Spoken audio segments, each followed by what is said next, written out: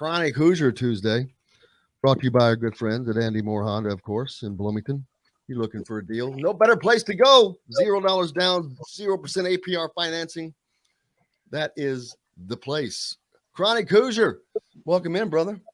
Hey, glad to be back. Thanks for having me. Always glad to have a healthier, getting you back on the mend. You're about ready to get on the court. I fully anticipate here. I got my last follow up with my surgeon this Friday. As predicted, it looks like I'm going to be cleared for the Rose Bowl. Unfortunately, I don't think I'm going to have a team to travel with this year. So, happy on the personal journey. Little disappointed we couldn't bring the fellas along. Yeah. The only, the toilet bowl, Kevin, is unfortunately where Indiana season has gone to. Shockingly, we've talked about this almost ad nauseum, but and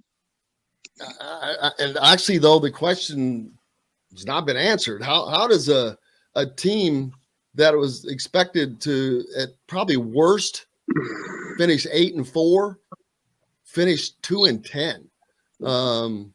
With games that were just left on the table, and some of which were against good teams.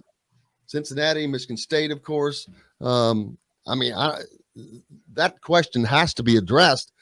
And with Indiana, obviously it's not going to be addressed until afterwards.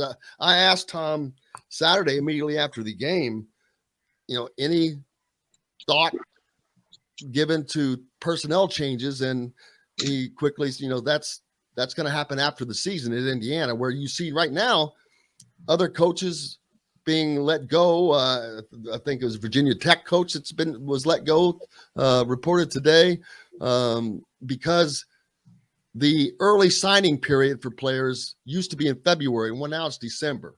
So it's a recruiting issue, is what they use that for.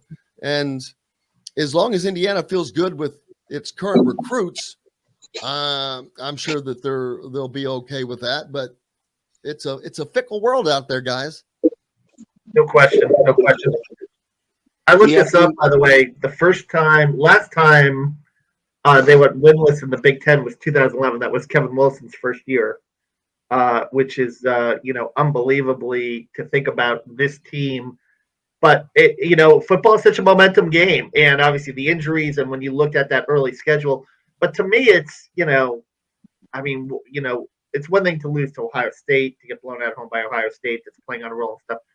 But you're competitive on the road against Maryland. But what are you doing losing 38-3 to Rutgers at home? I mean, that to me is a sign of a team that's kind of mailed it in.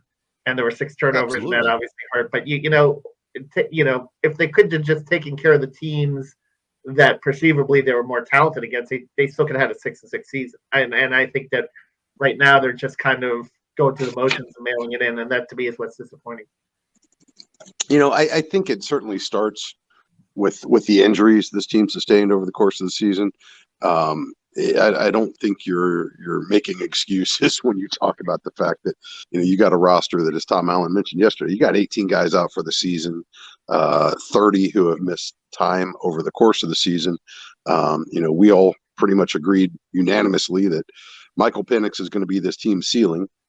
Keeping him on the field was going to be paramount to this team having success. And, in the event that doesn't work out, Jack Tuttle needs to have shown some improvement from last season. Well, all those things happened, and the result was pretty predictable thereafter. I think beyond that, though, you look at the games that Indiana was competitive in, and usually it came down to execution. They just didn't play clean enough football to put themselves in position to win. Looking at the Cincinnati game, looking at the Michigan State game. And now we've somehow transitioned to just sheer ineptitude, beyond the injuries, beyond the execution issues, just completely wholly inept football this past weekend. If there was ever a nadir for a season, IU Rutgers 2021 has to be one of the most prominent naders in Indiana football history. I mean, just an absolutely abysmal performance from the gun. I mean, honestly, fumble on the first play of the game, just inept. I don't know that there's another word for it. And I agree with Kevin. I mean, this team is, let's be honest, they've quit. They have straight up quit. The level of competition against a Rutgers at home. Yes, it was miserable weather. Yes, the season has had a bunch of miserable outcomes, but you've still got fans in the stands. You've still got the jersey and the pads on, and they just pretty much failed to compete almost across the board. So extraordinarily disappointing, not completely unforeseeable. But you really got to wonder what the locker room is going to be left with at the end of the season, both from a player standpoint as well as a staff standpoint. Obviously, there's going to have to be some changes made. I have no problem with Tom Allen. Wait until the season's over to do the evaluations and making some of those calls. I think unlike the head coaching decisions, with coordinators perhaps and some of the other staffers, maybe you're not trying to race to get out in front of the coaching carousel so much. But I would certainly expect some back conversations to be happening as we speak right now, if not previously, at least gauging interest in it and, maybe putting some heads together and coming up with some strategies on how they're going to address this. But just a tremendously disappointing season all the way across the board, but just salt in the wounds to see the way that they've closed out here. And even worse yet, you got 2 games left, the last of which would be in the bucket with the Purdue team that looks extraordinarily competitive, who's already bowl eligible, and is going to be playing for a pretty decent bowl this year probably by the time the Hoosiers make a trip up to West Lafayette. So just all around just a lost season for Indiana football. As a matter of fact, yesterday I asked Tom Allen specifically, how do you get these guys to play? Because they obviously, it was waning, but they were gone against Rutgers. So now you've got another home game coming in, and it looks even worse when you're at home and you do it. But how you get this team to play against a team that A, you can beat, but B, needs a win and will come in and play like Rutgers from the start out. And just the eye test watching them, man, they had their own energy. They were fired up both sides of the ball. They were bouncing. Indiana had none of that. But I asked Tom that question yesterday at the press conference. Let's hear what he had to say. Yeah, so the goal is this week to be able to come together and we understand that this is a special week. This is a senior class that's and it's a unique senior class because you got super seniors from previous year. You got so it's a really large group of guys, and so you got guys within there that have used up their eligibility. You got guys that have maybe 1 year left, and they're trying to decide what to do, and everything in between. And so. But it is for the seniors. I mean, no matter how you slice it, it's our senior day. And so to me, it's a special group of guys. There's a lot of people in that group that have sacrificed a lot, given a lot to this program, and helped us be where we are today and build what we've built to this point. And so to me, that's about, preparing for them, playing for them, coming together for them.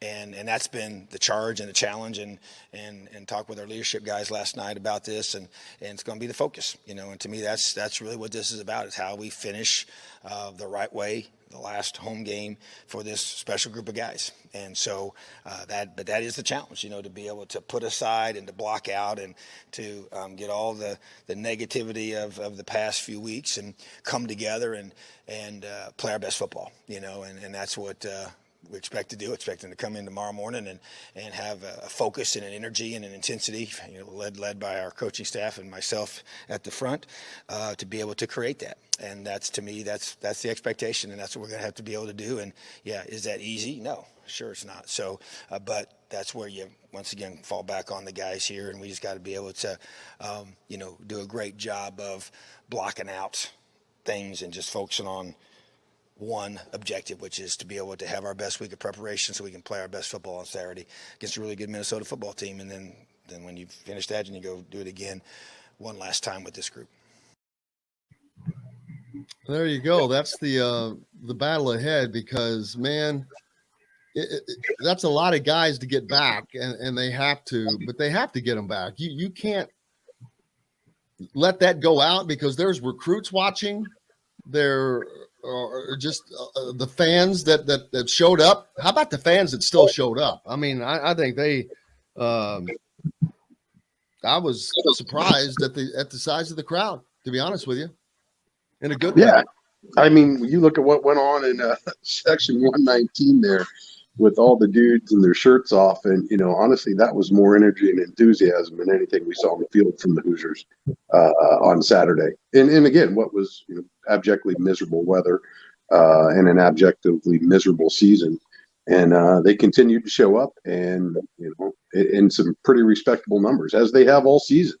And, the hope is that that's not lost for good because, as we saw throughout the fall this year, Memorial Stadium can actually be a pretty special place when you've got a team that can compete and you've got a full house, particularly a full student section. And it would just be a real shame if that momentum gets lost both in the stands and on the sidelines because, I do think that's part of what makes it so frustrating. This is one of the most talented Indiana football teams assembled in my lifetime. When you look at the depth of talent across the roster, it's not common. People forget to have all Americans, to have all these guys on the various watch lists, and to see all that basically go to waste is just unfortunate. Hopefully it's not all gone after this year. And I'm not just talking about the momentum, the intangible stuff. I mean, those very athletes, those recruits that are going to continue to raise the floor, as well as the ceiling for Indiana football. Hopefully, the staff can keep that together because as we've seen with Purdue, just because you have a step backwards doesn't mean that all hope is lost. I think Purdue is a great example for where Indiana is right now. And its arc as Tom Allen's trying to build this program up. At the end of the day, it starts talent. It's all about having talented athletes on the football field and putting them in the best positions to succeed. And there's a lot of talent on that sideline right now. If we can keep it together, if we can keep it healthy, I still think there's a lot of promise for this team. It's just unfortunate where it's ended up this year.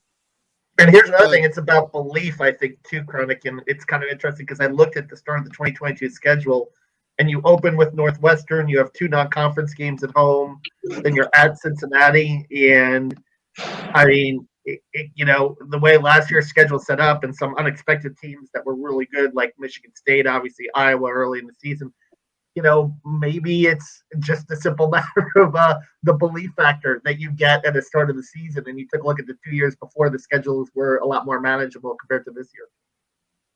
Yeah, no doubt, and not getting deep hands on national television to start the season is probably a great way to get out of the gates. And, we wondered that very week, how are they going to respond to it? And, you can certainly make the case that Indiana was still fit for the fight. And then when they lost it, pick an injury. It seemed to unravel in real time right before our eyes as it went on.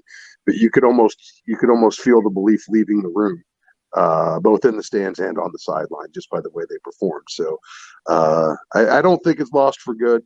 I just don't think we'll ever be able to quite understand or even accept just how badly it slipped this season, how quickly to go from, up in the fourth quarter against Cincinnati, who's going to be in the playoff this year, barring some unforeseen implosion, to just getting your doors blown out by Rutgers just a couple months later. It's really inconceivable.